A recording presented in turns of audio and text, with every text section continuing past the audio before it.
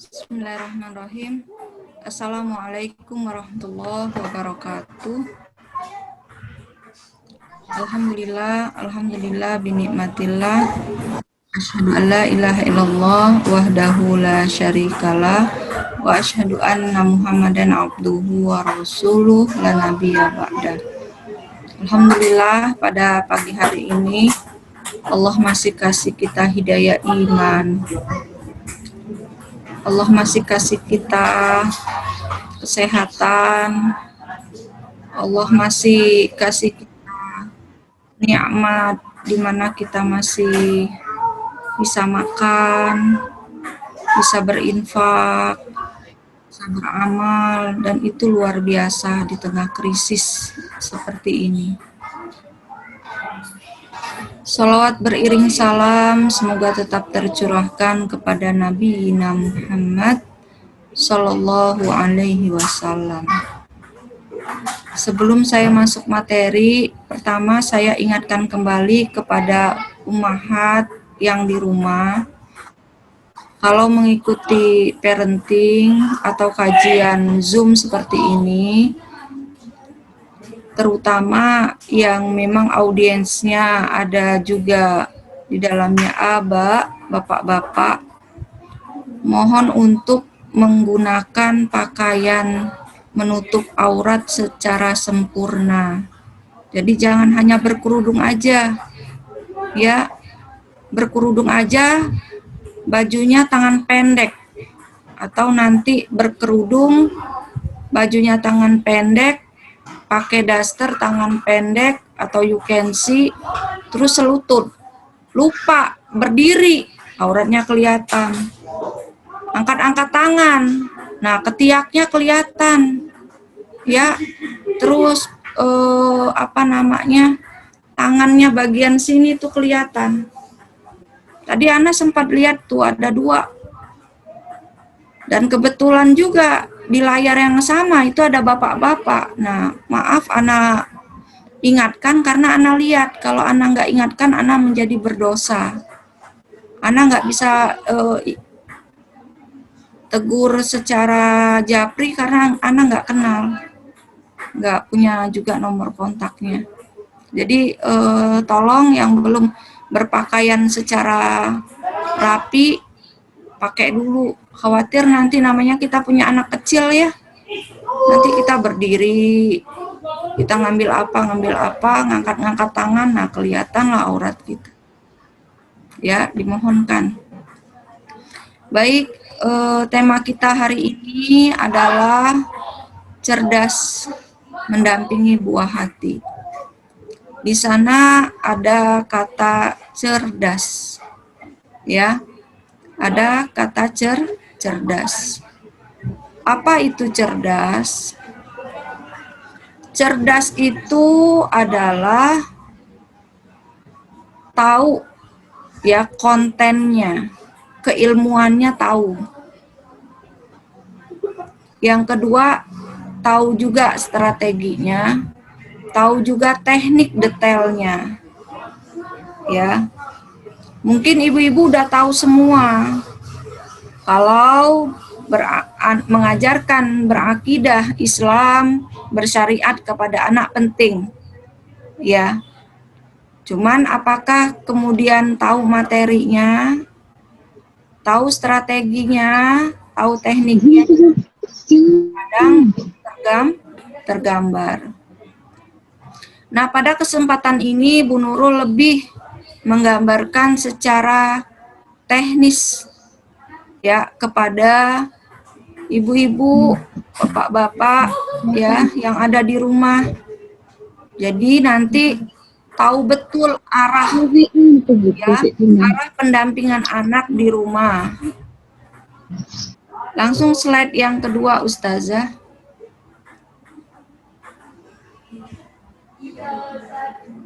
Nah, yang pertama adalah arahkan anak, ya, arahkan anak setiap hari, lihat, pantau, perhatikan, 24 jam perhatikan. Apa yang harus diperhatikan?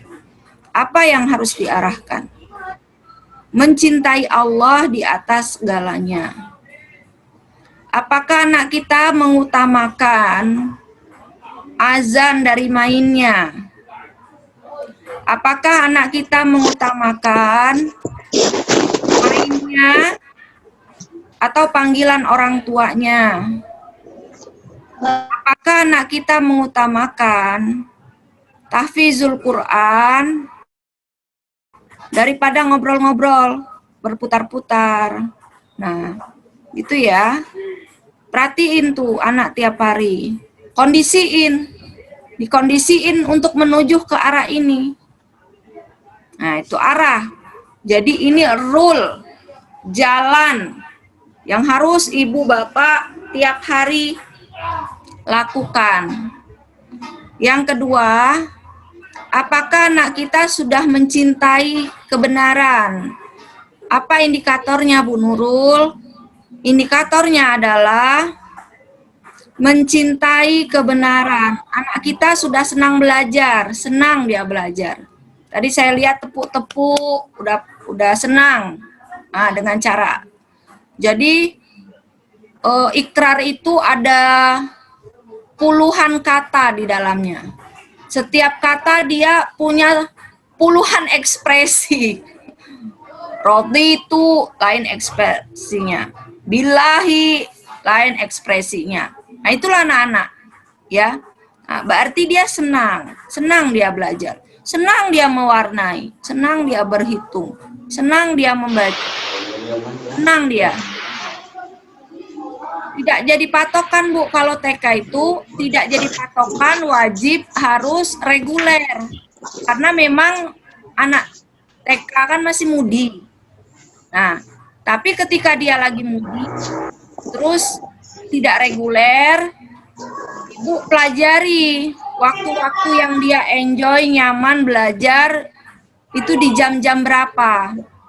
Nah, nanti ibu akan dapati dia senang belajar, dia senang apa. Nah, ada nggak? Sudah muncul belum anak kita ke arah sini? Yang ketiga, berani menyampaikan kebenaran. Seneng betul tuh kalau ngingetin saudara-saudaranya, seneng, ngingeti orang tuanya, seneng. Lihat yang nggak baik itu dia langsung komen. Itu kok begitu ya, nggak pakai kerudung ya? Nah, gitu. Muncul belum yang seperti ini? Terus senang dia, ibu memang bikin sebuah jadwal dakwah, ya, buat mereka berdakwah. Apa kultum seminggu sekali atau tiap maghrib, ya. Nah, kasih dia waktu atau jadi imam, ya. Itu bisa. Saya baru-baru ini kalau kultum kliennya Fatimah ya. Saya lagi biasakan imam qiyamul lail sama witir. Itu alhamdulillah sudah mau. Itu kayak ibu itu. Oh iya, mana jedanya ya? Ada. Tolong mikrofonnya ya yang di rumah. Nah, begitu juga ibu-ibu, jadwalkan anak-anak itu secara khusus dakwanya hari apa tiap hari, apa seminggu sekali, bentuknya apa. Terserah ibu-ibu yang tentukan. Terus selanjutnya. Nah, terus dilihat ya, yang pertama anak kita itu tumbuh. Kan sudah dikasih pemikiran Islam. Nah, kemudian dia menjadi anak yang visioner nggak?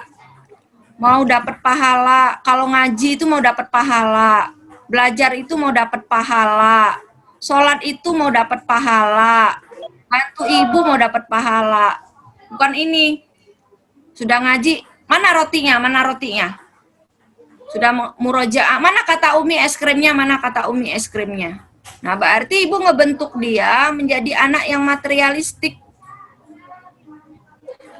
Bentuk dia menjadi anak yang melakukan apapun karena Allah. Ya.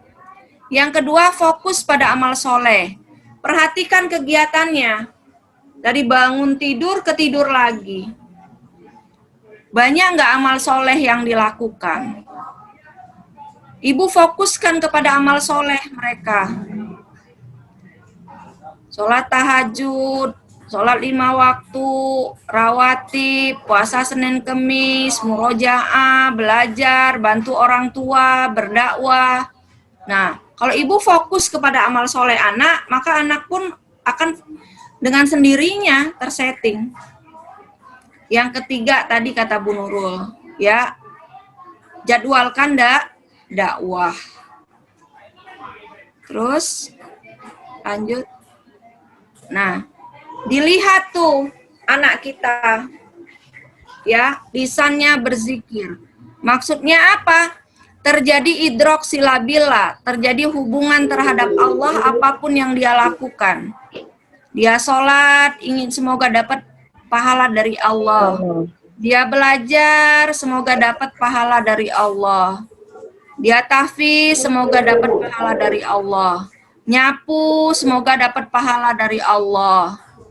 Ya, bantu orang tua, semoga dapat pahala dari Allah. Olahraga, semoga dapat pahala dari Allah. Karena kalau udah olahraga, sehat, kita ibadah. Main, semoga dapat pahala dari Allah. Habis main, semangat lagi untuk ibadah, semangat lagi buat belajar. Gitu. Terus diamnya berpikir. Anak kita ada aktivitas untuk berpikir, ya. Di antaranya adalah aktivitas kegiatan kelas online. Yang kedua apa? Belajar masak, belajar nyapu, belajar cuci piring, ya. Belajar potong-potong cabai, cuci cabai, pas bawang, itu belajar. Nah, fokuskan ada kegiatan itu. Ternak, ya, ternak ikan, ternak ayam. Apa mana deh? Adik mana? Kan keterampilan ibu sama bapak bervariasi, masing-masing berbeda. Nah, bisa mengajarkan anak-anak pengetahuan sesuai dengan latar belakang masing-masing. Pandangannya penuh dengan ibroh.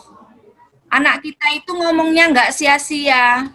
Nggak ada ngomong kata-kata kebun binatang, kata-kata dalam kamar mandi. Omongannya dakwah, omongannya kebaikan, omongannya nasihat, omongannya bertanya tentang ilmu. Itulah. Ada nggak karakter dalam diri anak kita? Dan kita arahkan ke arah sini anak kita, tiap hari diarahkan. Terus, nah, terus ketika anak kita bersikap, dia mengambil sikap itu, oh karena ini pahala dari Allah, dia lakukan. Kita sholat karena ingin dapat pahala dari Allah, lakukan. Ini berdosa, dia nggak mau, ditinggalkan. Nah, sudah ke arah sini belum anak kita? Dan kita arahkan ke arah sini anak kita.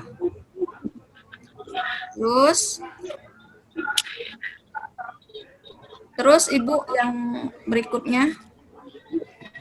Nah, kemudian ya, ini gambaran keseluruhan yang harus Ibu kondisikan kepada anak. Ya, setelah 1 minggu, Ibu evaluasi. Setelah Ibu kondisikan selama 1 minggu, Ibu lihat.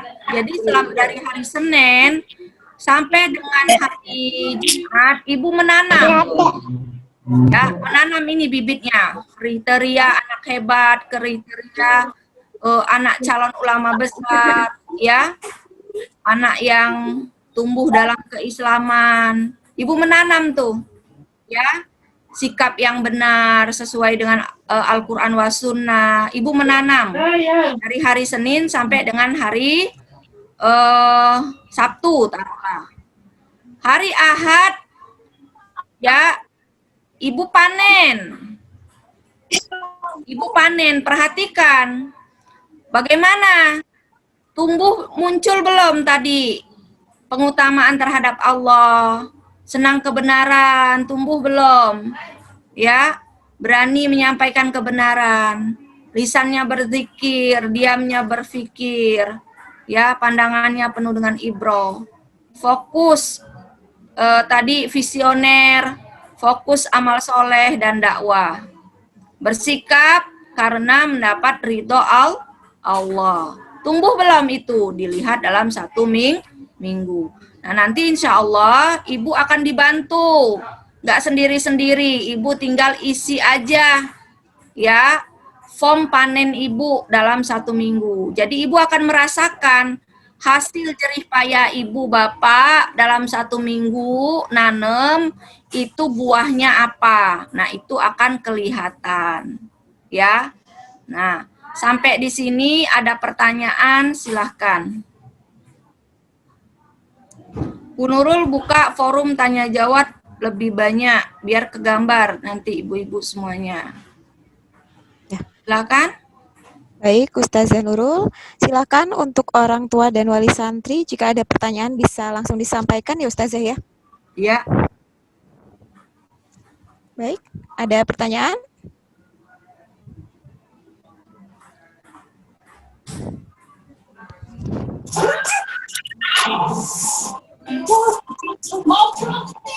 Silakan.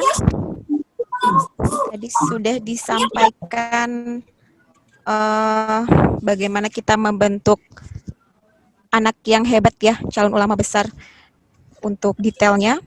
Jadi selain kita sebagai orang tua mengetahui konten, keilmuan, mengetahui strategi, kita juga perlu tahu untuk detailnya bagaimana melaksanakan membentuk anak-anak kita menjadi anak yang hebat ya, sesuai dengan Al-Quran. Baik, silakan. Ada pertanyaan? Bisa dihidupkan speakernya langsung jika ada pertanyaan.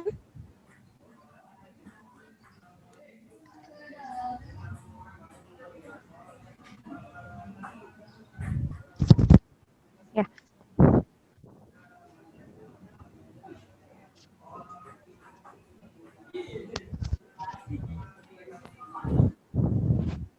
Sambil menunggu pertanyaan,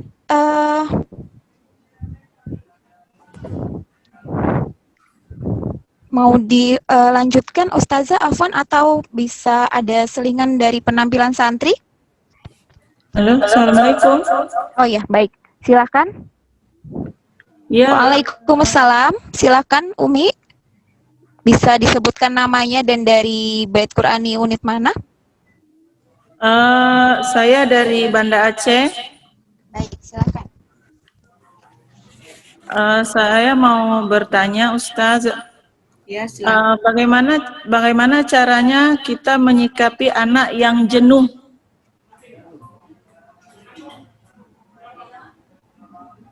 Baik, menyikapi anak yang jenuh ya, Bunda. Iya, iya. Putranya kelas berapa, Bunda Afwan? Putra Kelas apa? MI kelas 1. Oh, MI kelas 1, baik. Maaf, ini forum TK ya, Bu. Oh,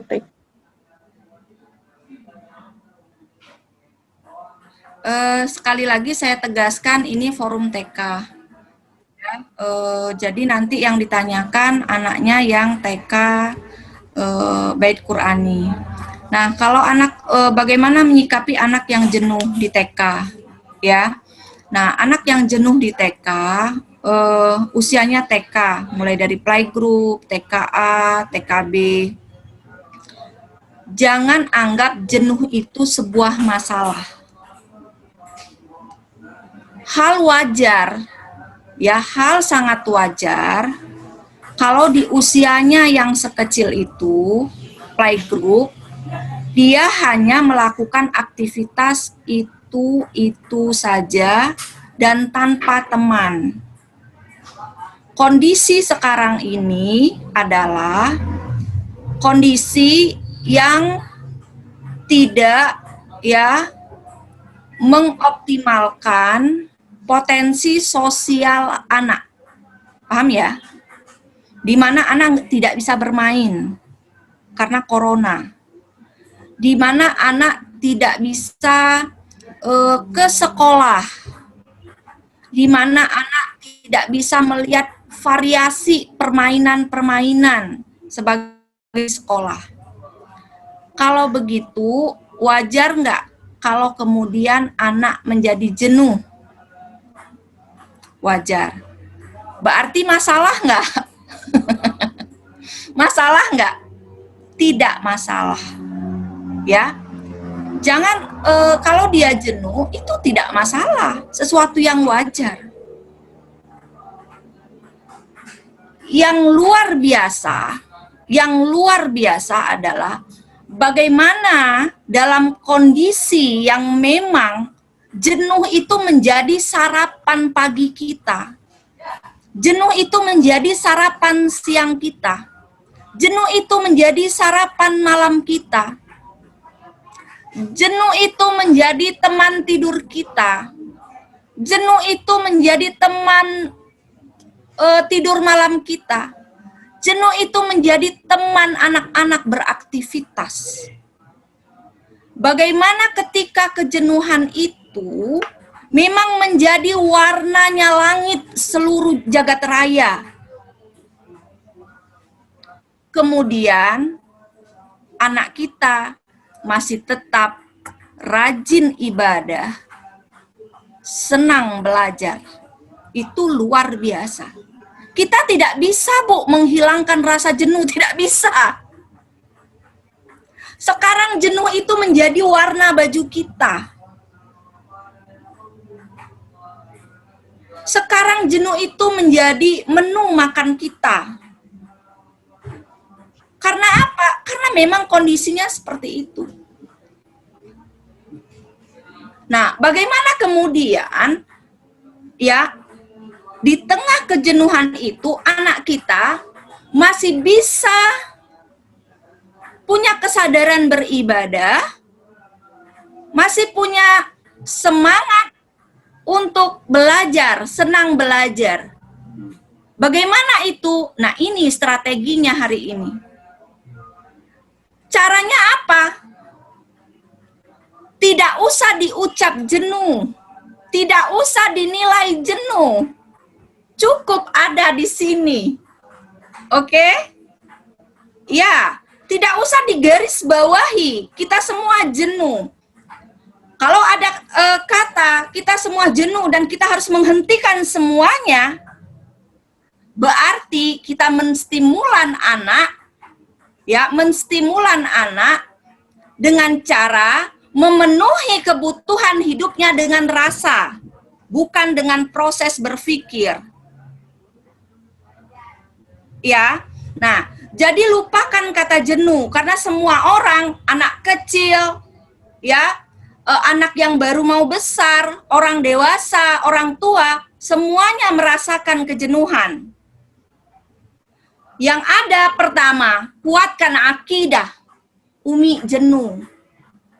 Karena jenuh itulah banyak pahalanya. Kalau belajar, kamu belajar, sedang senang, dapat pahala. Kamu belajar, dalam kondisi jenuh, pahalanya berlipat-lipat. Nah, terkadang begini, anak jenuh, ibu anak jenuh, ibu lemah. Karena melihat anak jenuh dan harus dihentikan pembelajaran. Tidak, kita tidak boleh menyerah dengan kondisi ini. Pertama apa tadi? Kuatkan akidah. Anak bisa belajar dalam kondisi jenuh, dalam kondisi mengantuk, tetap dia bisa belajar. Itu luar biasa. Semakin berat cobaan ketika kita beribadah, semakin besar pahalanya. Sekarang pertanyaan saya. Anak di pondok pesantren, bangun jam 2:30, mengantuk gak? Mengantuk gak ibu-ibu? Mengantuk, sangat mengantuk. Begini bangunnya. Kayak pampir, matanya merem, tangannya begini.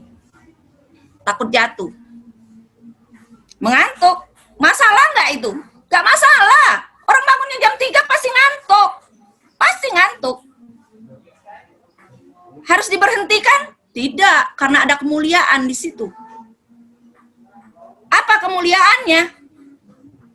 Dosanya akan dihapuskan, doanya akan diijabah. Hidupnya akan dimuliakan di dunia wal akhirah. Terobos kantuknya. Begitu juga.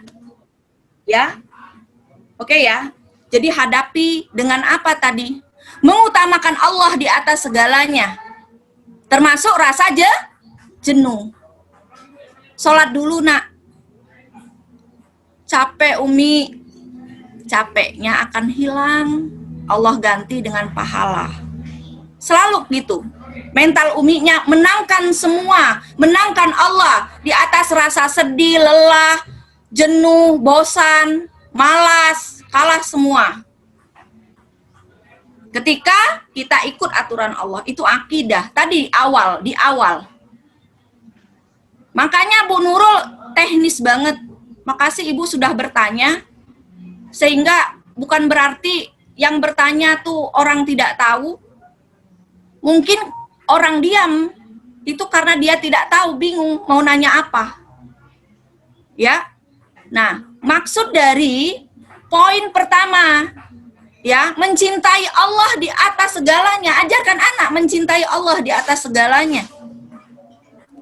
Di situ, ya, rasa lelah, rasa jenuh, kuatkan akidah kita. Innallaha ma'ana, Allah itu bersama kita. Semakin kita sedih, susah, sakit, jenuh, dalam kondisi krisis sekarang ini, bagai laksana Nabiuna Ayub, sudahlah sakit, harta habis, bertahun-tahun anak meninggal, istri pergi. Nabiuna Ayub tetap taat kepada Allah. Apa harus menghentikan itu? Tidak. Paham ya? Kuatkan akidah. Akidah anak kita kuatkan. Jangan stimulan anak kita dengan rasa. Dengan rasa itu apa? Umi, ngantuk Umi. Padahal bangun tidur. Enggak. Padahal dia baru bangun tidur. Dia bilang ngantuk. Ya kan? Umi, males Umi, nggak mau Umi. Misalnya gitu. Kita sampaikan. Siapa yang mau pahala Allah? Nah, nanti tinggal tekniknya. Bagaimana kemudian kita bikin dia bahagia? Nah, teknisnya, selain pertama akidah, yang kedua, di rumah kita itu disetting semaksimal mungkin area bermain anak, model permainan anak, kegiatan-kegiatan yang kreatif, inovatif. Saya dinding kamar itu si imam, saya tempel poster gede yang dia suka. Maksudnya apa? Agar dia punya semangat baru. Yang kedua, kalau si Ade kan suka ceramah, suka ngomong terus nggak berhenti. Jadi mic-nya itu saya cas terus, saya taruh aja. Jadi dia untuk menghibur kejenuhannya, kesendiriannya, dia selalu berdiri di depan kaca. Dia ngomong nggak berhenti sampai kakaknya bilang, sudahlah Dek, pusing pula kita dengarnya, dia nggak berhenti ngomong. Saya bilang biarlah. Nggak berhenti dia ngomong terus bolak-balik bawa mic-nya, bawa mic-nya, ngomong ceramah terus kerja dia. Nggak berhenti. Saya bilang, oh ini dia menghibur hatinya yang lagi apa ya, jenuh. Bolak-balik dia. Kalau enggak dia bawa piring, bawa sendok, bawa saringan, bawa apa-apa di atas tempat tidur. Mulai dia main masakan, main apa dia di situ. Jadi anak mengekspresikan. Kalau yang laki-laki itu setiap hari Jumat saya belikan ayam. Buat apa? Belajar motong ayam. Jadi biar dia senang, dia belajar potong ayam. Dia udah tahu kalau hari Jumat saya belikan ayam, dia belajar potong ayam. Biar dia tidak jenuh. Bunda juga jenuh, Mam. Ayah juga jenuh, kakak Awa juga jenuh, semua orang di dunia ini jenuh, capek, pusing. Lihat Imam nih, jidat saya Bu, hitam. Pusing saya, di sini sakit. Penat. 7 bulan, selama 7 bulan saya baru 2 kali keluar. Itu pun dampingin Ustadz, harus dampingin Ustadz. 7 bulan, kalau ibu-ibu masih keluar kali. Saya enggak sama sekali. Apa enggak udah muak? Bosennya itu udah diubun-ubun. Anak-anak lihat, bunda jenuh, ayah jenuh, imam jenuh, kakak jenuh, semua orang di muka bumi ini sudah jenuh. Tapi kita tidak boleh berhenti belajar. Kita tidak boleh berhenti menghafal Quran. Caranya apa? Ibu tunjukkan, bunda juga jenuh, tapi bunda masih semangat ngajarin imam menghafal Quran. Ayah juga jenuh, nggak keluar-keluar, tapi ayah semangat ngajarin imam menghafal Al-Quran. Itu Ustadz itu Bu, ada kali 7 sesi. 7 sesi Bu, dampingi anak laki-lakinya, ya, dampingi anak laki-lakinya, belajar. 7 sesi. Bayangkan Ibu, lebih kadang 7 sesi. Nah, jadi kita menjadi teladan, contoh bagi anak, ya. Kalau ibu pun ngomong anaknya sudah jenuh, ibu jenuh, capek, ibu lagi jenuh lah, kamu belajar sendiri. Nah itu jadi keluarga jenuh dia, ya. Yang pertama tadi kuatkan akidah, yang kedua ya siapkan permainan-permainan, kreativitas, inovasi apa. Kan kita tahu anak kita tuh suka apa. Kalau anak saya suka hewan-hewan kalau yang laki-laki. Suka ayam, suka ikan, suka nyangkul-nyangkul tanah. Main tanah itu tanah dikeruk-keruk. Ah, berarti saya ajarkan nanam. Mau tumbuh nggak tumbuh terserah. Terserah aja, ikan yang mau hidup nggak hidup. Terserah, saya juga nggak ngerti nanam. Nggak ngerti nernak. Disiapkan aja. Nah kalau perempuan apa anak ibu? Beda-beda tiap anak. Yang ketiga, dampingi anak itu. Dampingi dengan rasa lelah kita, dengan rasa jenuh kita, dengan rasa apa.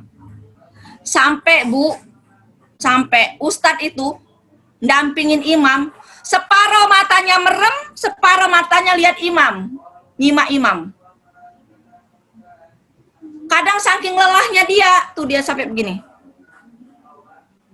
Kok ayah sudah puter-puter begini, katanya udah tidur, pas imam salah ketahuan ya. Itu menunjukkan apa? Ayahmu sudah ngantuk, pules, hampir pules mau ngiler, tapi tetap dampingin kamu belajar.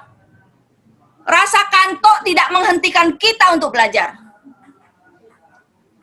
Dia lihat saya udah puyeng-puyeng, udah dibekam-bekam sama kakaknya. Tetap menyimak dia untuk menghafal. Nah itu kita menunjukkan, walaupun kita sakit, kita tidak berhenti untuk belajar. Nah, paham ya, Bu tadi ya Bu ya. Nah, jadi memang orang tuanya duluan yang harus kuat, orang tuanya duluan akidahnya yang harus kuat. Yakinlah ibu-ibu, kesulitan sekarang, apapun namanya, sedih, kurang rizki, jenuh karena di rumah terus, mending kita jenuh Bu, orang kelaparan, ya kan? Mending kita jenuh, orang kelaparan. Nah, rasa jenuh itu insya Allah menghapus dosa. Menghapus dosa. Yang saya pikirkan begini, rugi betul kita. Ketika corona ini usai, kita tidak dapat pahala syuhada. Itu rugi betul. Kan hadisnya di awal-awal udah disampaikan. Barang siapa bersabar ketika corona, ketika dalam wabah, dia tidak keluar, dia ikuti aturan-aturan Allah wa Rasul, dia syukur, dia ikhlas, corona usai, dia mendapatkan pahala syuhada. Rugi nggak? Rugi kita. Kalau kita nggak bersabar, tidak syukur, tidak ikhlas, ya, di tengah krisis ini, kesulitan kita rasa, pahala tak didapat. Nah, jadi lakukan ini semua, ya, lakukan semuanya, berkreasi, dampingi anak, ya, dengan maksimal, jangan berhenti dengan rasa yang ada. Oke, itu Bu kali ya. Ada lagi?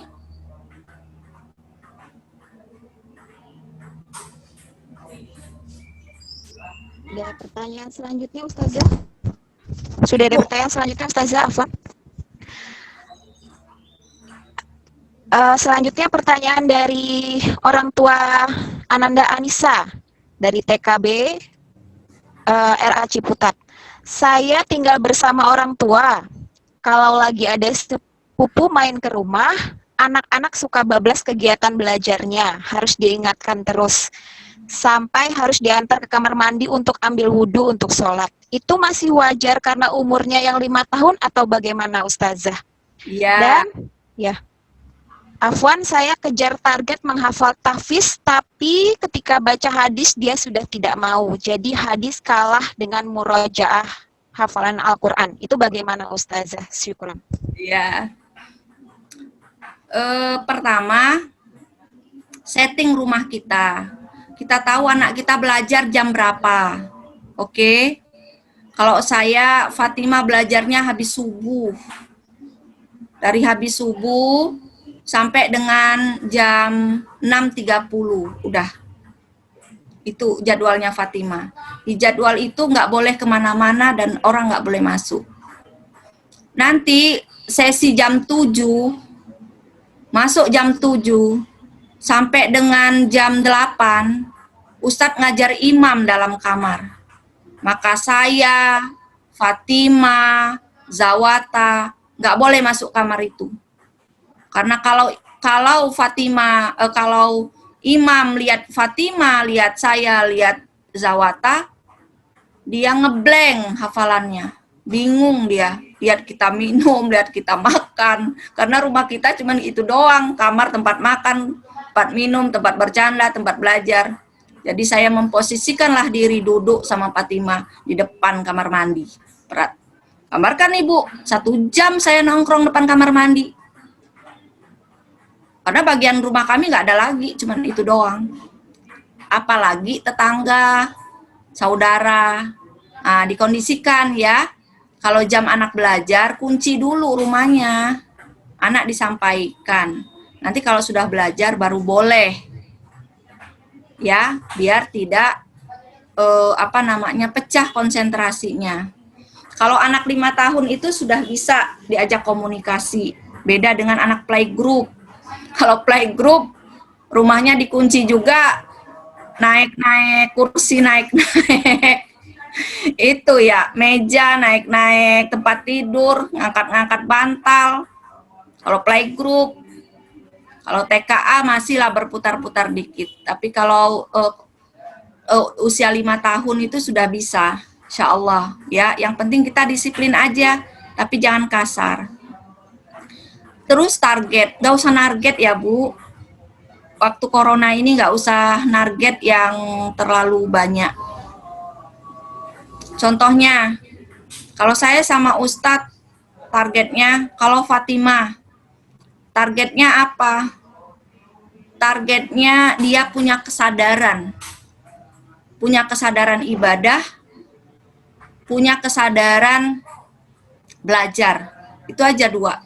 Punya kesadaran ibadah, punya kesadaran belajar. Untuk tahfiznya mengikutilah itu. Ya. Tapi dia pas disuruh tahfiz, nah gitu. Suruh belajar. dapatnya seperti apa saya nggak target. 2 aja, punya kesadaran ibadah, punya kesadaran belajar. Itu. Kalau misalnya imam, ayahnya narget dia bisa mutkin, jadi imam dan mutkin hafalannya. Mutkin itu kalau jadi imam kan mutkin betul, nggak ada salahnya. Itu aja. Targetnya imam itu aja. Buat pelajaran yang lain, ya kadang saya bantu, kadang pas mudah dia bisa, ya alhamdulillah langsung bisa. Kadang dia nggak bisa, ya sudah saya ajarin. Kadang dia hafal, ya alhamdulillah langsung dia hafal. Kadang dia tersendat-sendat, ya begitulah adanya, tersendat-sendat. Kadang dia lagi ngeblank, puyeng, karena udah 7 sesi sama ayahnya. Udah saya bilang, yang penting laporan ke ustazah ada suaranya, kamu sudah belajar. Belajar apa? Orang belajar menghafal, kamu belajar membaca. Setorkan. Nah udah, yang penting saya suruh belajar, dia belajar. Begitu.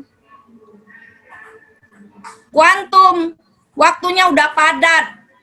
Dia gambarkan 7 sesi, kadang 10 sesi sama ayahnya. Kuantum, saya bilang, ustazah, Ana sudah kasih kuantum terus dia tiap hari. Jadi untuk kuantum itu dia udah gak ada waktu dengernya. Tapi insya Allah Ana kasih terus dia kuantum. Ana sama ayahnya kasih dia kuantum. Iya kata ustazahnya, gak apa-apa. Nah, kita yang penting komunikasi. Jadi kita gak target. Tapi poin-poin sekolah tuh kita dapat semua. Jadi biasa Bu, nanti dapat Ibu Al-Qur'an, misalnya tugasnya Al-Qur'an sama tarjamah. Al-Qur'annya semangat tuh.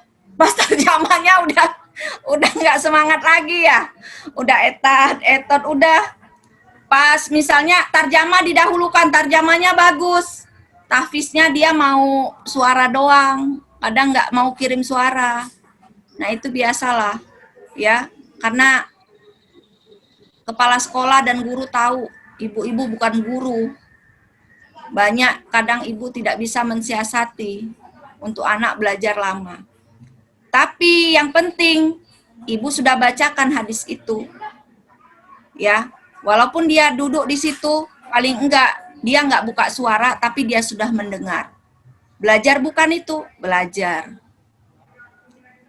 Yang parah itu kalau dia enggak mau sama sekali. Nggak mau sama sekali dari pelajaran awal sampai pelajaran akhir, ya. Kalau dia memang nggak bisa satu mapel itu kayak di sekolah lanjut satu hari itu dipecah, bisa habis subuh sebagian, nanti jam 10 sebagian, nanti zuhur sebagian. Nanti habis maghrib sebagian. Nah, insya Allah itu bisa dapat mau semua. Kalau dipecah begitu. Begitu ya. Baik, syukran Ustazah. Ada 1-2 pertanyaan yang sama. Pertanyaannya akan saya gabungkan sebelum insya Allah setelah ini kami mohon izin untuk penampilan santri kembali. Pertanyaan dari Bunda Naisa. Putrinya bernama Ayasha dari TKA Beki Elfikar. Pertanyaannya, kalau anak semangat belajar karena ingin mendapatkan bintang, kemudian dia akan kecewa jika tidak juara, bagaimana cara memperbaiki polanya? Dan pertanyaan selanjutnya masih dengan tema yang sama, jika Ananda sudah nampak sikap materialistiknya lebih dominan, bagaimana cara mengembalikan agar cinta kepada Allah kembali? Silakan Ustazah. Insya Allah kalau ibu istiqomah 1 bulan bisa kembali Bu. Ingatkan aja terus misalnya. Jadi ibu banyak baca tentang fadilah amal ya. Kalau libet banget dah fadilah amal apaan, dapat pahala gitu aja ya.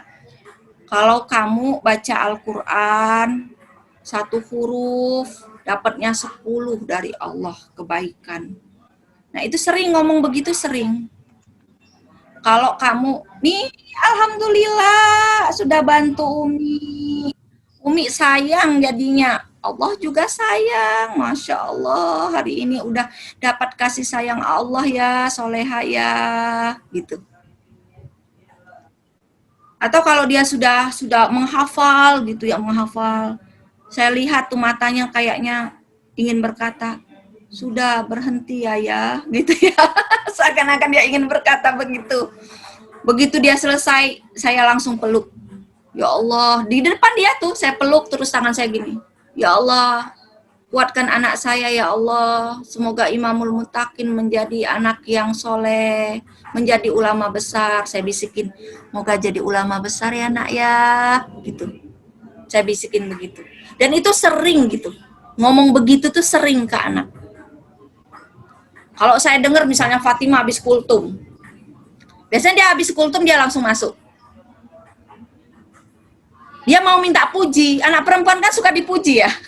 Dia mau minta puji. Dengar nggak tadi suara siapa? Masya Allah, semoga Fatimah menjadi ulama besar. Allah muliakan, Allah kasih surga gitu.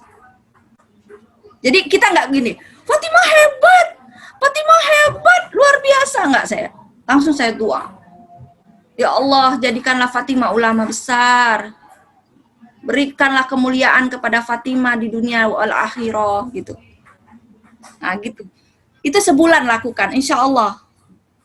Ya. Terus kurangi, mulai dikurangi. Pemberian bintang-bintang atau dibarengin gitu. Dan diharapkan suami istri harus berjalan bareng. Jangan nanti ibunya yang ke penguatan akidah, bapaknya ke materi. Nah itu jadi nggak lama, nggak jadi sebulan, bisa berbulan-bulan lamanya, ya. Nah jadi harus satu arah, begitu. Baik. Selanjutnya Ustazah, untuk menumbuhkan semangat belajar anak, jadi bolehkah orang tua memberikan reward berupa materi? Jangan terlalu sering. Jangan berikan anak itu sesuatu kalau dia memang butuh. Dia butuh, pasti dia butuh. Umi, saya udah ngabisin buku ini, Umi. Sudah saya baca semua. Saya mau beli buku yang itu, Umi. Ya, Umi belikan. Karena sudah waktunya dia harus beli itu. Paham ya, Bu? Terus kita kasih tadi saya bilang saya belikan dia ayam buat dia potong. Kenapa saya belikan itu? Karena bukan karena dia melakukan apa. Kadang juga karena dia melakukan apa, tapi tidak saya janjikan. Ini Bunda belikan ayam karena kamu belajar sungguh-sungguh. Enggak. Ini ayam, kamu belajar motong ayam. Tapi saya belikan ayam itu agar dia tidak jenuh. Jadi jarang sekali saya melekatkan dia harus mengerjakan ini. Jika dia mengerjakan ini, maka saya kasih dia hadiah. Itu jarang sekali. Biasanya kalau dia melakukan amal soleh, maka saya akan mengangkatkan tangan kepada Allah. Saya akan doakan dia di depan mereka. Ini tadi Akak yang bikin esnya, Masya Allah. Semoga menjadi wanita soleha, dapat pahala, mendapatkan pahala orang berpuasa karena dimakan oleh orang berpuasa. Nah gitu, ke arah ke situ. Paham gitu ya, Bu ya? Tidak salah. Tapi kalau sering, terlalu sering. Ibu-ibu biasanya terlalu sering. Ya, nah coba diganti dengan kalimat-kalimat akidah ke Allah. Dia melakukan itu karena Allah, dia melakukan itu karena Allah, dia melakukan itu karena Allah. Nah itu bisa karena kita yang membiasakannya.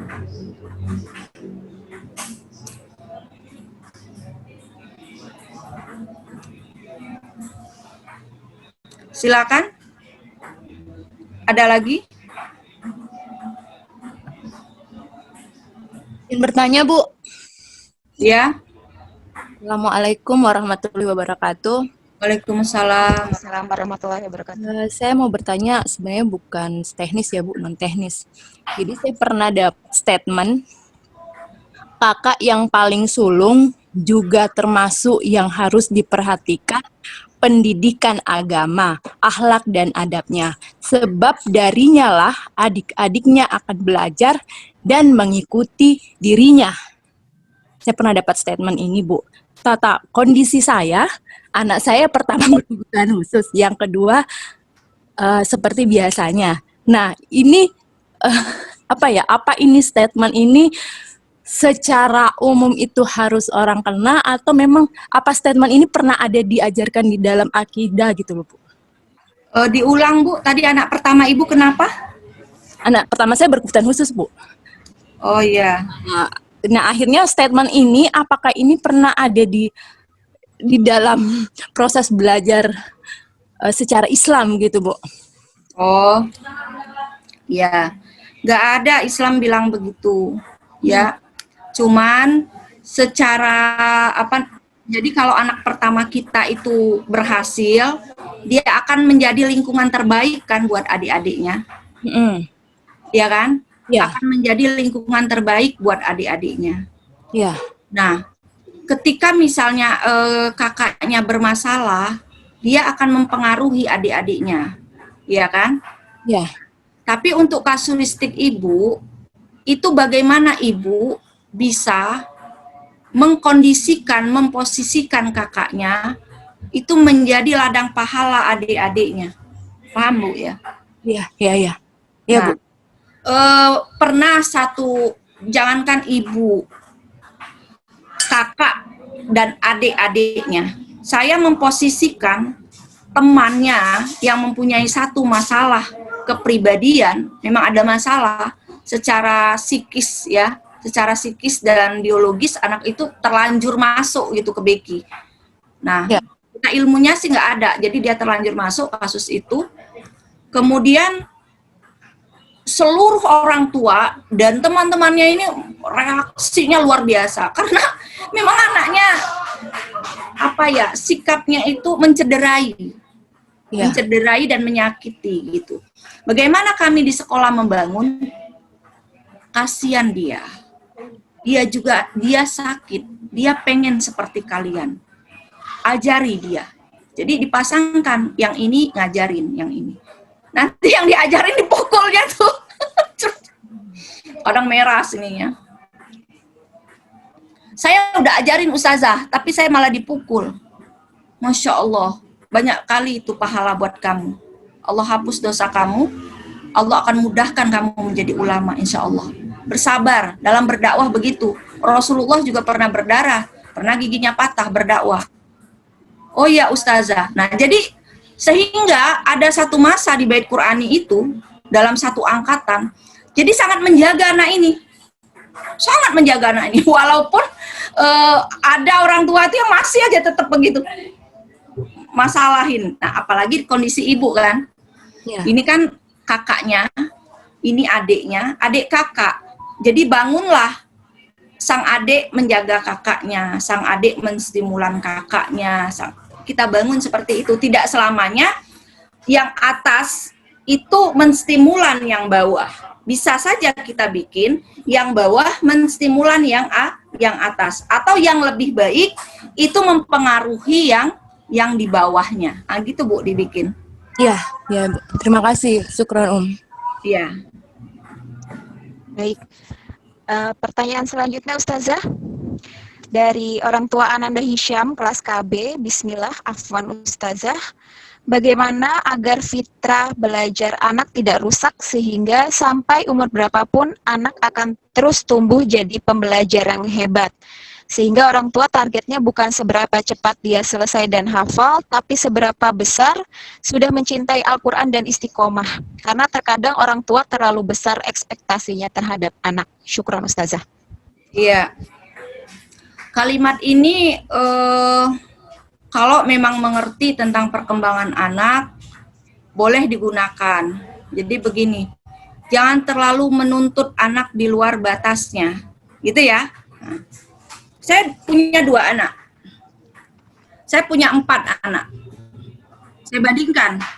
Ada yang pinter banget. Ada yang memang perlu didampingi, diulang terus, saya yang turun, ayahnya yang turun, gitu. Gitu ya. Nah, untuk yang satu ini, dia punya keterbatasan kesehatan. Artinya kita juga nggak bisa push dia yang dia memang cerdas, tapi kalau dia terlalu capek, dia kan akan kambuh.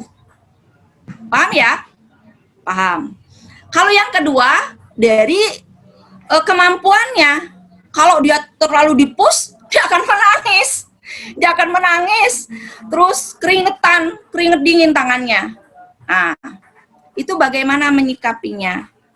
Menyikapinya adalah, kalau yang pertama, kasih dia manajemen waktu. Jadi kita selesaikan solusinya. Masalah dia apa yang pertama ini? Di kesehatan kan? Di kesehatannya.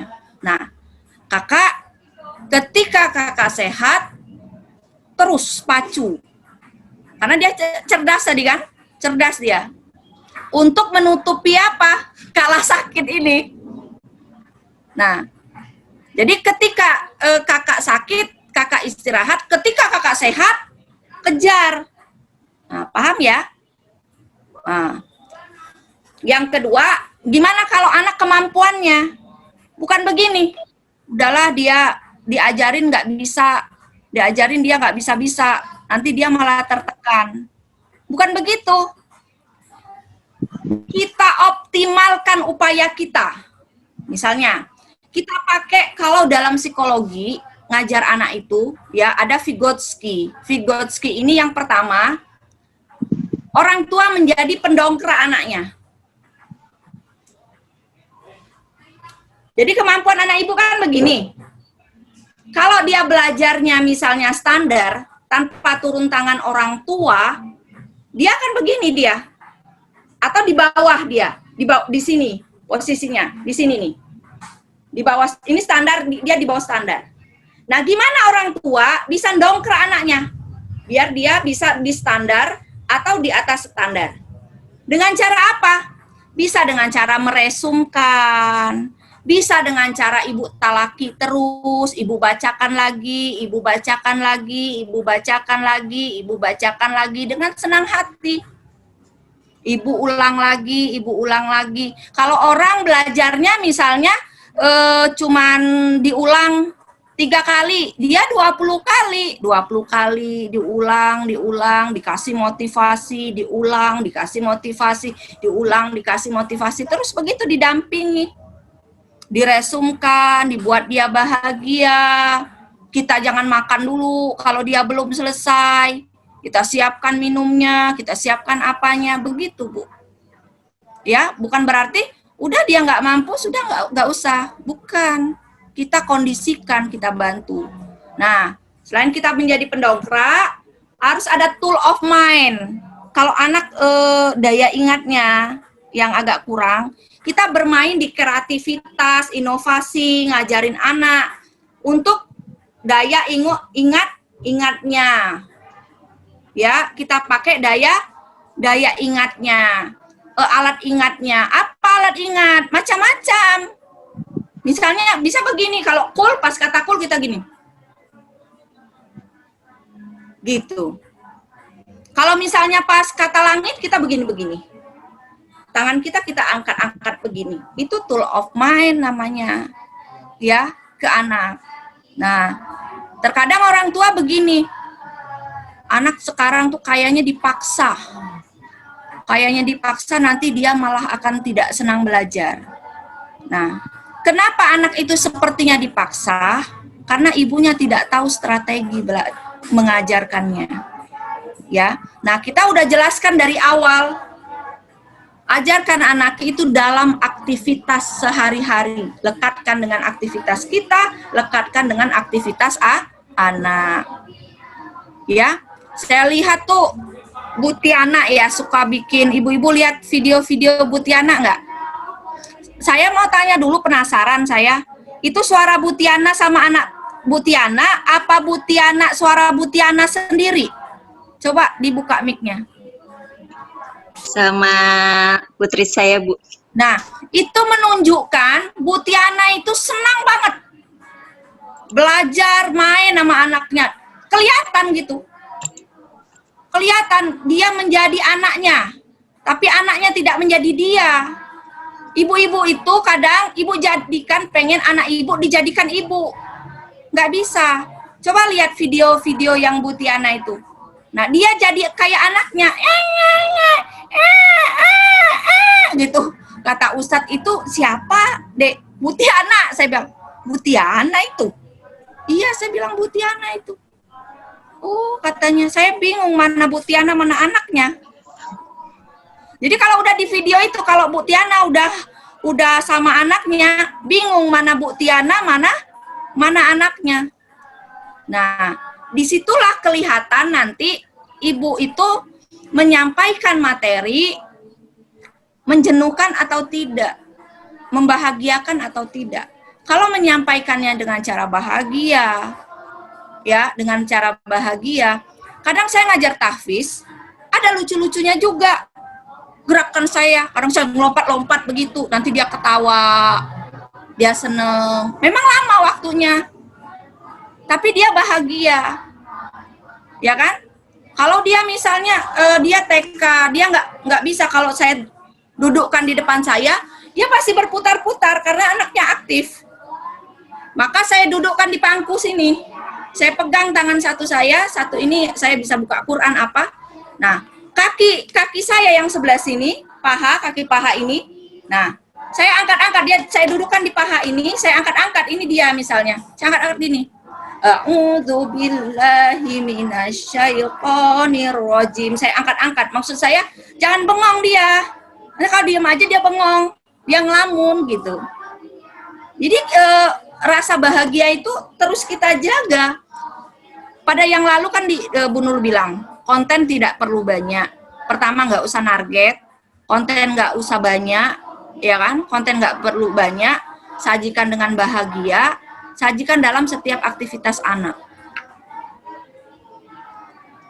Ibu nggak bisa kelas reguler, cari waktu yang anak lagi seneng belajar, seneng pegang buku, gitu. Jangan paksakan anak apalagi TK di waktu yang ibu bisa. Tapi balik, ngajar anak di waktu yang anak senang belajar. Beda-beda Bu anak itu Bu. Kalau anak saya, karena memang saya sama Ustadz biasanya aktivitas belajar itu habis subuh ya. Habis subuh sampai duha.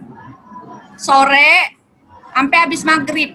Udah, kalau habis isya saya udah tidur. Dan anak-anak semuanya seperti itu. Mengikuti jadi mereka. Nah, kalau ibu-ibu mungkin beda ya. Ada mungkin anaknya fresh jam 9 sampai jam 10 mungkin ya. Ada mungkin anak malah fresh jam 1, mungkin aja. Nah, dilihat. Jadi jangan dijadwal ibu. Nah, itu kali.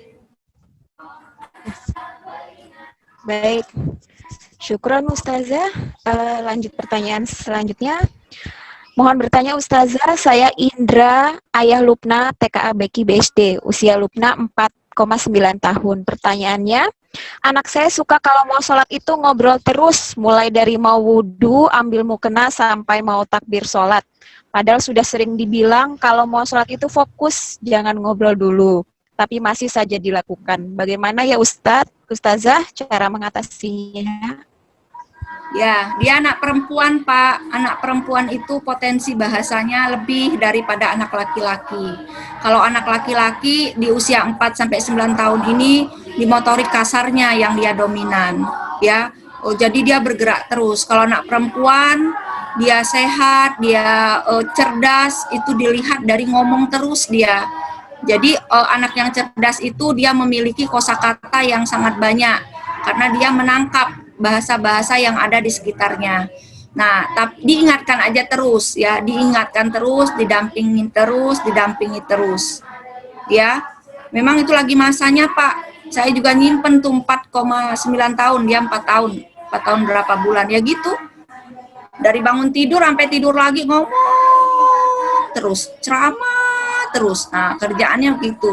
Nah, begitu nanti kalau sholat Biasa diingetin, kita ingetin. Kalau udah sholat nggak ngomong lagi ya, Dek. Dibaca, sholatnya dibaca. Terus saja begitu, akhirnya saya bikin strategi. Saya suruh dia jadi imam. Saya suruh dia jadi imam. Imam tahajud. Imam qiyamul lail sama witir. Saya tanya, ngobrol nggak dia sholat? Yang gimana dia ngobrol, Bu? Dia baca. Dia imamnya, jadi dia nggak bisa ngobrol, dia nggak bisa ngomong. Sholat dia ngomong. Nanti imam sekolah ketemu Bu Enap, ada Azkia, Fatima apa kabar? Kenapa nggak main lagi? Karena sekarang corona. Kalau corona nanti kita bisa sakit kalau keluar, kata Rasulullah. Gitu terus ngomong. Sholat tuh padahal. Ya, nah semenjak disuruh jadi imam, nggak lagi dia ngobrol karena dia harus bacaan sholat. Nah, bingung juga dia mau ngobrol gimana kan? Karena ada makmumnya. Nah, kita carilah strategi seperti itu. Nah, nanti kita lihat sebulan, biasanya nanti ada efek dia. Setelah sebulan dia jadi imam itu biasanya nanti berkurang dia. Berkurang ngobrol ketika sholat. Karena melatih pemikiran dia, kalau sholat itu tidak ngomong. Stimulannya di mana? Ketika dia qiyamul lail itu, lumayan kan? 7 berarti dia sholat 4 qiyamul lail, 3 witir, 7 dia ngambilnya. Itu kali Pak ya, distimulan terus.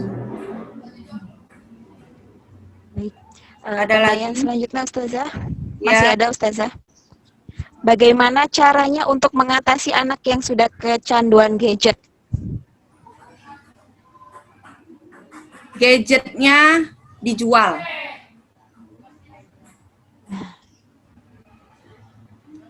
Game-game di HP dihapus. Itu langkah pertamanya. Langkah keduanya, ini berapa nih usianya dulu? TK ya? Perempuan? Iya, sepertinya di sini tidak dicantumkan Ustazah. Ya, karena ini forum TK, jadi TK belum jawab. Gadgetnya dijual. Isi-isinya kalau nggak dijual, isi-isi gamenya dibuang semua. Terus dijelaskan bahayanya. Sudah dijelaskan bahayanya, ganti. Dan dampingi dia main. Saya gambarkan. Waktu Ibadur Rahman TK, saya ingin dia tidak nonton TV. Abdullah, charger ini laptop udah mau habis. Saya ingin Ibadur Rahman tidak nonton TV. Waktu itu kan TV ya. Nah, dulu juga ada game-game kayak gitu. Maka saya ingin tetap dia bermain. Karena memang TK dunianya dunia bermain. Apa yang saya lakukan? Di jam-jam yang biasa dia nonton TV, ya di jam-jam biasa nonton TV, maka saya ambil alih. Misalnya, kalau mau pergi sekolah, biasanya zaman Ibadur Rahman itu ada film-film kartun panjang banget, gitu ya. Nah, maka saya bacakan buku cerita.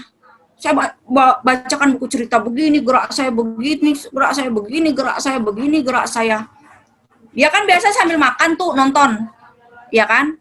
Nah, saya suapin. Setelah saya suapin, saya cerita begini, ini begini, ini begini, begitu ya. Nah, nanti kapan lagi anak-anak itu nonton TV zaman itu? Setelah pulang sekolah. Setelah pulang sekolah, saya udah siapkan tuh. Saya bikin tenda. Waktu itu kami belum ada uang mau beli tenda. Kain yang panjang, saya ikat di depan rumah, saya pakai payung. Terus saya pakai tikar di depan rumah itu, ya. Saya ambil bantal, saya ambil guling, saya tidur-tiduran sama Ibad di situ, berdua. Ngobrol, main apa. Ngapain Bu Nurul? Ini nih. Asuh, saya bilang gitu. Entar kalau sore, Saya sama Ibad bawa saringan itu, ikan. Cari apa? Cari ikan yang kecil-kecil di itu loh Bu, di got jernih itu biasanya ya, di got-got sawah itu, karena dulu ngontraknya di sana. Keliling tuh saya sama Ibad bawa serokan itu jalan gitu. Nah, selama sebulan saya lihat tuh dia sudah nggak cenderung lagi tadi ya, sama TV-nya nggak cenderung lagi. Dia sudah mulai. Nah, mulai saya berikutnya saya ajarkan dia bermain mandiri. Siapkan airnya, siapkan baskomnya, siapkan pewarna kuenya, siapkan botolnya, siapkan pengeruk pasirnya. Saya belikan pasir, saya belikan tanah liat. Karena dia laki-laki, saya belikan palu, saya belikan paku, saya belikan gergaji. Untuk apa Bu? Untuk dia gesrek gitu. Dia bikin apa aja? Saya belikan dia. Alat-alat untuk laki-laki itu petak petok saya beliin. Nah, gitu Bu. Tidak bisa dengan cara jangan itu gadgetnya jangan main game, jangan begini, jangan begitu. Tapi Ibu nggak temenin dia main karena dunia anak TK itu masih dunia bermain. Bermain itu menstimulan sosialnya dan gadget tidak menstimulan sosial, malah meracunin. PFC-nya diracunin. Itu ya, Bu ya. Anak tidak butuh gadget. Anak butuh main, gerak ini. Anak butuh main gitu. Masukin dia ke bak. Mungkin rumah Ibu nggak ada lagi bak-bak gede ya. Nah, masukin bak gede. Kalau nggak beli bak yang 25.000 yang gede. Nah, masukin ikan lele ke situ, terus dia mandi berdua sama ikan lele. Kalau yang laki-laki. Nah, senang tuh anak-anak. Ya, hati-hati nanti dipatok, kesian. Nah, silakan. Ada lagi? Ya. Masih ada Ustazah? Afwan, bagaimana menanamkan keberanian kepada anak TK untuk berani di suatu ruangan sendirian? Padahal anaknya sudah tahu teori bahwa ada Allah dekatnya, tidak perlu takut. Tapi anak tetap saja jika mau ke kamar mandi selalu minta ditemani, bermain juga begitu. Harus ada orang lain di dekatnya. Apakah ini memang fasenya atau bagaimana ya Ustazah? Dan bagaimana memunculkan keberaniannya? Usianya? Ada usia ya? Usianya Kisaran 4 tahun mungkin. TKA Ustazah Afwan. Oh ya. TKA, iya betul. Oh ya. Jadi gini caranya. Berarti kan dia sosialnya itu yang kurang. Kecerdasan sosialnya dia yang kurang. Nah, kalau di kamar mandi, maka pertama kan kita anter. Oke ya, udah biasa itu kita anter. Kedua, bilang, kamu di kamar mandi, pintu kamar mandi kita buka, Umi di depan. Oke? Seminggu gitu. Kita kasih. Umi jauh kan, agak jauh kan? Ada terjadi apa-apa nggak?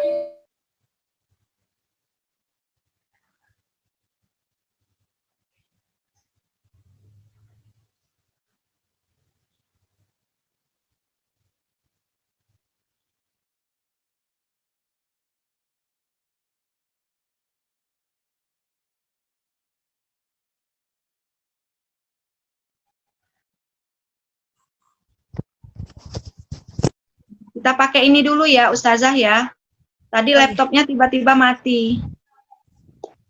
Nah, jadi caranya adalah, pertama kita stimulan, anak masuk kamar mandi, kita depan kamar mandinya, depan pintunya. Nah, sembari kita bilang, ada terjadi apa-apa nggak? Nggak ada kan? Gitu. Seminggu. Nanti dicoba agak jauh lah dari kamar mandi 1 meter, dilihat nanti seminggu berani nggak dia, coba dulu. Nah, nggak apa-apa kan, nggak ada masalah kan, nah, bisa kan, iya bisa, nanti agak jauh lagi, Nah, anak seperti itu dia merasa belum nyaman, belum tahu kalau tidak ada bahaya. Kenapa dia takut? Dia merasa akan ada bahaya. Nah, setelah kita stimulan, kita pastikan tidak ada bahaya, nah, otaknya akan menyimpulkan, oh iya, berarti betul kata umi saya, berarti tidak ada bahaya. Begitu juga di kamar. Jadi jangan langsung ditinggal gitu aja, tambah takut dia.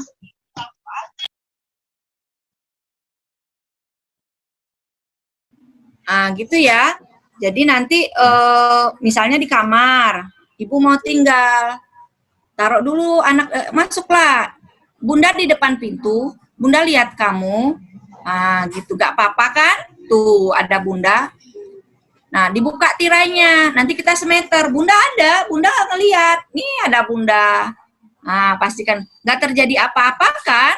Iya, gak terjadi apa-apa. Nah biasanya dengan stimulan begitu 1 bulan juga bisa berani insya Allah. Ya. Baik, jadi dengan terus disimulan ya Ustazah. Iya.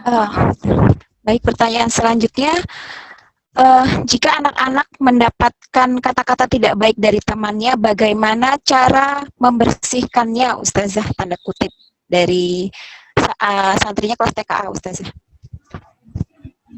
Kalau apapun perkataan, perbuatan ya, yang dapatnya selain orang tua dan bukan karena ada gangguan mental, itu kalau orang tuanya stimulan dengan baik, 1 bulan bisa kembali.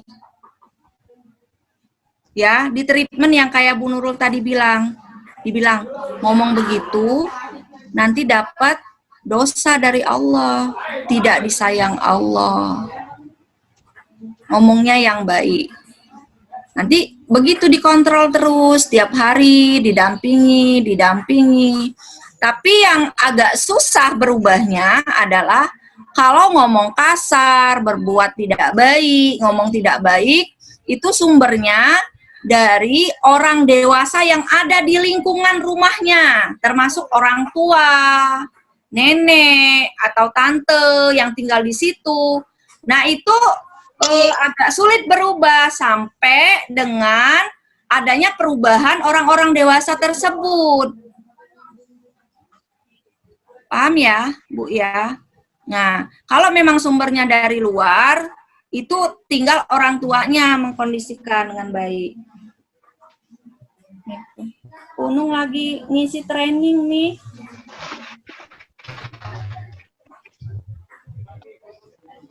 Oh, iya.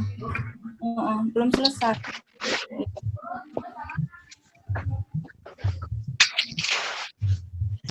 Gitu. Oke. Baik, dilanjutkan Ustazah. Ini udah jam berapa ya? Masih ada pertanyaan berapa lagi? Masih ada 2 pertanyaan Ustazah. Ya, diselesaikan aja, dibaca langsung. Baik, selanjutnya ada 2 pertanyaan saya gabung. Anak saya laki-laki umurnya 4 tahun, punya seorang kakak perempuan umur 9 tahun. Anak laki saya itu cukup pemalu, kalau ketemu orang selain keluarga diam saja. Kalau ditelepon guru juga diam, padahal cerewet kalau ngobrol dengan keluarganya. Bagaimana Ustazah cara meningkatkan kepercayaan diri dan biasanya umur berapa dia sudah lebih percaya diri? Kalau kepercayaan diri itu, Bu, dari dia 2 tahun itu udah muncul kalau memang anaknya sosialnya bagus. Nah, kalau sudah dilihat dari usia dia mulai bermain dengan temannya usia 2 tahun, sudah menunjukkan dia agak kurang bisa bersosialisasi secara langsung. Jadi tahapan bersosialisasi itu ada 3. Ada langsung bisa dia beradaptasi. Dia nyapain orang, setiap orang datang dia yang nyapa, dia yang memulai. Itu ada anak begitu. Ya. Yang kedua, ada anak yang menengah. Jadi dia butuh proses. Siapa namamu, Soleha? Aisyah. Di mana rumahmu? Di sini. Oh, kamu kelas berapa? Tadi diantar siapa ke sini? Setelah ngobrol, baru dia bertanya kepada orang tersebut. Dia bertanya, di sekolah juga gitu. Itu ada yang begitu. Ya. dia butuh waktu misalnya seminggu untuk beradaptasi atau sebulan. Biasa kan kalau di siswa-siswa baru gitu. Ada yang ketiga nih, sampai setahun nggak bisa ditinggal ibunya. Ini yang tahap ketiga. Nah, kita bisa lihat anak kita di mana di usia 2 tahun. Nanti udah terlihat. Kalau sudah di usia 2 tahun terlihat, dia mulai kita stimulan. Pertama, sering-sering diajak ke taklim. Nah, kita beraktivitas di mana, diajak ke taklim. Yang kedua, stimulannya latih untuk mengucapkan salam sama teman-teman kita. Assalamualaikum, assalamualaikum ibu, assalamualaikum, assalamualaikum. Yang ketiga adalah ngambil tangan orang. Kalau orang nyulurkan tangan gini kan ada anak-anak gitu ya. Nah, ayo gitu. Jadi mau tak mau kalau anak itu kita ajak ke taklim, biasanya ibu-ibu kan suka begini sama anak kecil yang kita bawa kan, ini dia nyulurkan tangan, itu mas stimulan dia, ya. Yang ketiga, latih jadi imam, sholat, ya, azan, qomat, kultum, di rumah itu, sering-sering disuruh, insya Allah nanti lama-lama berani, ya. Ya, kaitannya dengan yang tadi Ustazah, kalau dalam menyusun kata masih agak susah dan jarang ngomong, tapi dalam menghafal Al-Quran atau hadis bisa cepat menangkap dan mudah untuk menghafalkan. Apakah bisa dikatakan kecerdasan? Ulangi, saya nggak mendengar. Kurang, Ustazah. Ulangi, saya nggak mendengar suaranya. Oh ya. Baik. Jadi kalau ada anak perempuan usia 5 tahun dalam menyusun kata masih agak susah dan jarang ngomong. Tapi kalau untuk menghafal Al-Quran atau hadis bisa dibilang cepat menangkap dan mudah untuk melafalkan. Dengan kondisi itu apakah bisa dikatakan kecerdasannya kurang atau tidak, Ustazah? Kalau menghafal itu dia kan dengan mengingat. Kalau berbicara itu berkaitan dengan mengingat dan mengkaitkan antara apa yang sudah diingatnya dengan fakta yang ada. Paham ya? Kemampuannya lebih kompleks kalau bicara itu. Nah, yang ketiga adalah keberanian buat ngomong. Jadi bisa jadi dia kemampuan mengingatnya tinggi, itu ditunjukkan tadi dengan menghafal. Yang kedua, apa tadi kan di rumah dia banyak ngomong katanya, ya? Ini beda ini Ustazah. Beda yang pertanyaan yang kedua ya? Iya, betul. Oh ya. Nah, dilihat apakah di rumah dia banyak bicara? Ya, apakah di rumah dia banyak bicara? Kalau dia di rumah banyak bicara, artinya kemampuan bahasanya memang ada. Dia hanya pada kecerdasan sosialnya yang kurang. Tapi kalau di rumahnya juga dia diem, gitu ya, diem, begitu. Sama ibunya juga diem aja. Nah, ada kemungkinan dari keterampilan berbahasanya yang juga kurang. Nah, ini bisa distimulan tadi caranya, saya bilang, yang sudah saya paparkan tadi caranya. Kan kalau diajak ke taklim kan dia mau tak mau menjawab, ditanya siapa namamu, di mana kamu sekolah, tadi kesini naik apa, nah gitu ya, menstimulannya seperti itu. Apakah kecerdasannya kurang? Tadi Ibu, kecerdasan itu banyak. Kalau dia mengingatnya cepat, berarti kognitifnya bagus. Kalau misalnya nanti dilihat dari bahasanya, memang ada dia tuh diam, ya, diam karena kurang stimulan. Saya pernah, ini anak 4 tahun ya? 5 tahun, Ustazah. Oh, 5 tahun ya? 5 tahun perempuan. 5 tahun perempuan. Ibunya pendiam nggak? Iya, pendiam. Kurang. Hah? Tidak sampai, Ustazah. Pendiam ibunya? Assalamualaikum. Ibunya pendiam nggak? Umi Aisyah mungkin bisa menyampaikan yang bertanya dari Umi Aisyah.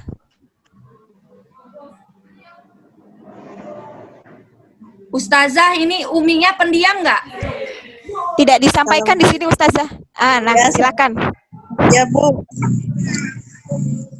Ada saya nggak orang tuanya salah satunya yang pendiam? Nah, ya saya termasuk saya Bu. Nah, iya.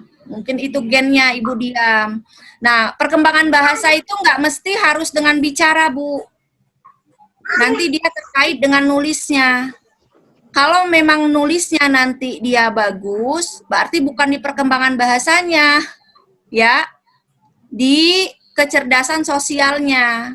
Nah, bisa jadi kecerdasan sosialnya ini dari gen.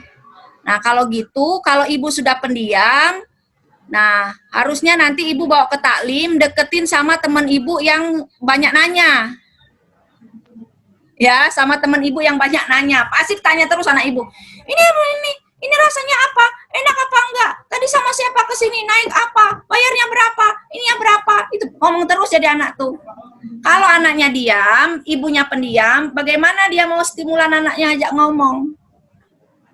Bu Rida nanya sama saya, Bu Nurul, gimana itu Fatima bisa ceramah kayak gitu? Saya bilang, saya nggak pernah ajarkan dia, Bu Rida. Yang jelas, seringkali saya ceramah dia ada. Kalau saya lihat-lihat cara dia ngomong, secara gerak dia, itu kayak saya ngomong. Kayak pertama gen, kedua, ya dia sering lihat saya gitu. Nah, paham ya Bu? Nah, jadi kalau ibunya diam, anaknya pendiam. Nah, kalau bapaknya banyak ngomong, sering-sering suruh sama bapaknya. Jadi ngomong terus. Saya contohin. Kalau saya itu agak sedikit, kalau saya bilang saya malu, ibu nggak percaya ya. Saya itu sangat pemalu orangnya. Pemalu banget. Beradaptasi susah sama orang. Lama saya bisa beradaptasi sama orang. Kurang pede saya orang. Masa sih Bu Nurul? Iya. Saya kurang pede. Hanya dorongan dakwah aja jadi begini. Aslinya itu kurang pede. Nah, saya nggak mau anak saya punya karakter yang lemah kayak saya. Nah, saya suka dekatkan dia sama ayahnya. Misalkan cuek, pede abis, semangat gitu. Nah, saya dekatkan sama ayahnya. Saya sering dekatkan sama ayahnya biar nanti logika berpikirnya itu bisa ketularan gitu. Itu Bu ya. Jadi nanti bisa didekatkan sama ayahnya. Kalau ayahnya banyak. Ayahnya suka ngomong nggak Bu? Sama jarang Bu, jarang di rumah juga. Ya, kalau sering-sering ngajak sama Bu Nurul dah. Ya, sering-sering lihat Bu Nurul ngomong. Ya, nah, sering-sering kalau enggak suruh lihat temennya lagi tampil, itu bisa juga dengan meniru. Ya. Ya. baik. Pertanyaan terakhir Ustazah. Ya. Menanggapi mengenai belajar Al-Quran yang menyenangkan. Seringkali anak saya entah saking bahagianya, saat momen menghafal akhirnya suka dimain-mainkan atau bercanda dan bacanya cepat-cepat. Padahal kami selalu mencontohkan baca yang tartil atau kami putarkan murotal-murotal di rumah dengan speaker aktif. Beberapa kali suka kami ingatkan jangan dimain-mainkan karena ini ayat Allah. Tapi nanti dia kembali lagi ke tracknya. Namun seringkali nanti saat momen hafalan bercanda lagi. Jadi suka gemes sendiri Ustazah. Bagaimana ya agar belajar saat proses menghafal Ananda tidak terburu-buru bacanya? Syukron Ustazah. Ini berapa usianya? TKA Ustazah. Ya, seusia Putra Fatimah, TKA. ya. Seusia anak saya. Fatimah itu udah belajar tahsin. Fasih banget. Abangnya bilang gini, Adek, kalau adek tuh baca yang bener, belajar tahsin, bagus sekali udah, nilainya 100. Tapi pas adek baca ayat, kambuh lagi katanya, kayak Upin Ipin. Paham ya? Paham ya, Bu? Dia belum paham. Akalnya belum sempurna. Apa itu tahsin? Untuk apa itu tahsin? Gimana penggunaan tahsin itu ke murotal gitu. Ya banyak sudah hafal surat. Banyak sekali hafal surat. Tapi pas dia pegang mic, dia kayaknya itu berimajinasi kayak anak-anak santri hafiz 30 juz itu. Mungkin di kesimpulan kepalanya ada yang salah, dia menyimpulkan kakak-kakak itu sebut aja apa yang dia mau. Kan kakak-kakaknya kan kadang 5 juz, 10 juz sekali duduk kan? Dia juga begitu. A'udzubillahi minasyaitonirrajim. Bismillahirrahmanirrahim. Amma yatasaalun abasa wa tawalla al-qari'ah. Kemana-mana dia. Fatimah, kata ayahnya. Yang betul bacanya. Gitu juga. Kalau enggak itu, nanti dia baca Al-Quran. Sudah itu dia enggak tahu baca apa. Wancitul hajuh, acung belah, hehehe. Haiya homten. No, no, no, no. Gitu pula dia. Dia lagi perkembangan sosial, bahasa, belum tahu ini untuk apa, ini bacanya apa. Tapi kita orang tua terus saja, terus belajar tahsin, terus belajar murotal, terus disuruh jadi imam, terus begitu. Nah, sekarang udah hampir menunjukkan.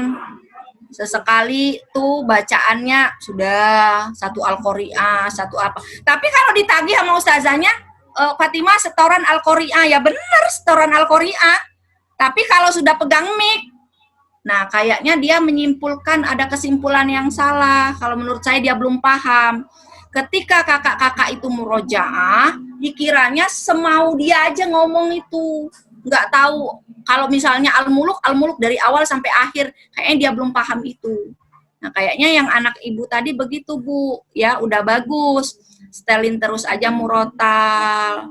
Diajarkan adab. Terus jangan gemes, dia belum paham, ya belum paham. Pelan-pelan, kalau ibu mau ngajarin adab, bersilah dulu, lihat mata guru dulu, tausnya dulu yang benar, nanti naikkan lagi Al-Fatihahnya dulu yang benar, bacaan sholatnya dulu yang benar, kalau tampilnya yang benar gitu. Nah kalau dia sesekali mau ngaji semau dia aja tuh, ya udahlah nggak apa-apa. Tapi tadi ada tahapan-tahapan yang kita harapkan, jangan semuanya langsung. Ya, oke, sudah kali ya? Sudah. Habis Ustazah? Selesai Ustazah untuk pertanyaannya? Sudah selesai? Iya, sudah selesai. Ya, itu tadi dari saya ya Ibu, alur dari pendampingan anak. Tadi udah saya berikan, bersyukurlah ya kita mempunyai alur pendampingan sehingga nanti selama 24 jam ibu-ibu jelas anak mau diapakan. Tapi ingat, saya ingatkan kembali, anak-anak tetap anak-anak, akalnya belum sempurna. Dia kita ajarin tahfiz, belum tentu dia tahu apa itu tahfiz. Saya udah jelaskan, itu kalamullah. Kalamullah itu, kalam itu aja nggak tahu dia. Ibu mau jelaskan apa? Ayat Allah. Ayat itu aja nggak tahu dia. Perkataan Allah. Perkataan aja dia nggak tahu dia. Perkataan Allah itu belum tahu dia. Belum bisa dia menalarnya. Nah, jadi banyak hal yang dia sudah bisa melakukan, tapi dia masih belum banyak paham. Wajar ketika dia menyikapinya tidak sesuai dengan harapan kita. Yang kedua, dunianya adalah dunia bermain. Madam, jangan konyol.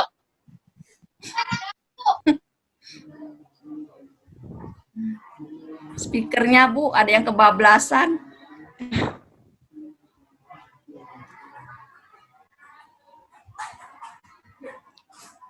Jadi sakit kepala, Bu Nurul. Iya. Afwan untuk orang tua dan Apa tadi santri Bu bisa Nurul bilang ya? dimatikan TV-nya. Tadi apa Bu Nurul bilang Ustazah? Terakhir apa? Akal anak belum sempurna, Bu. Ya, akal anak belum sempurna. Yang kedua, dunia anak adalah dunia bermain.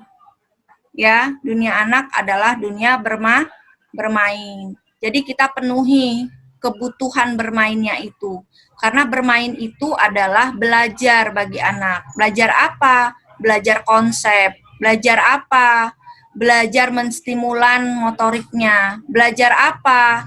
Belajar sosialnya. Maka carilah permainan-permainan yang bikin dia bergerak, berinteraksi dengan manusia, bikin dia gembira. Nah, kalau gitu ibu lah pendampingnya, ya, jangan gadget pendampingnya atau TV.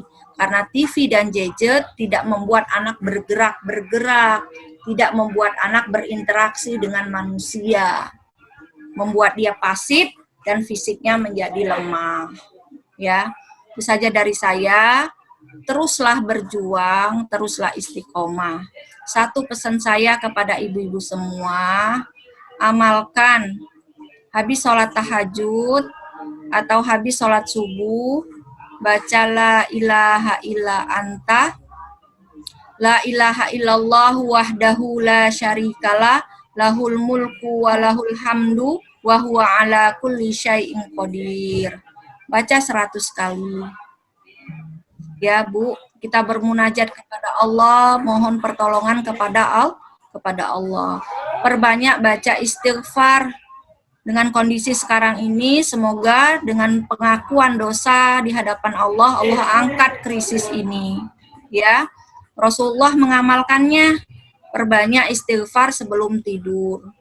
Nah, ada waktu banyak-banyak ibu istighfar. Tentu dalam krisis ini banyak munajat, banyak harapan yang kita harapkan Allah penuhi, maka perbanyak baca sholawat. Allahumma sholli ala Muhammad wa ala ali Muhammad. Perbanyak baca sholawat. Kalau kita baca sholawat, Allah kasih 10 kebaikan, Allah hapus 10 keburukan. Kalau kita banyak baca sholawat, maka seluruh munajat yang belum terucap, baru di dalam hati kita, insya Allah Allah akan berikan.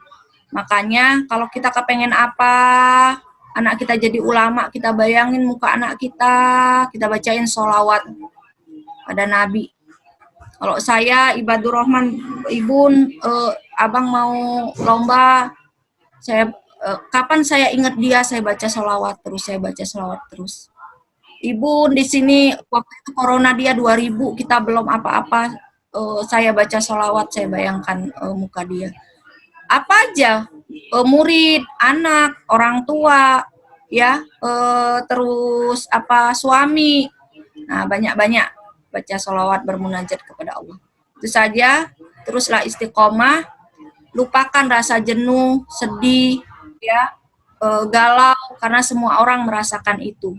Perempuan yang luar biasa, keluarga yang luar biasa di tengah kejenuhan, rasa galau, penderitaan, tetap sungguh beribadah kepada Allah dan terus mendampingi anak menjadi ulama besar, itu adalah keluarga yang luar biasa, terhitung menjadi orang yang sabar, dan insya Allah corona berakhir, kita semua ditunjuk oleh Allah menjadi para syuhada, walaupun kita tetap hidup setelah corona berakhir. Itu saja. Billahi taufiq wal hidayah. Wassalamualaikum warahmatullahi wabarakatuh.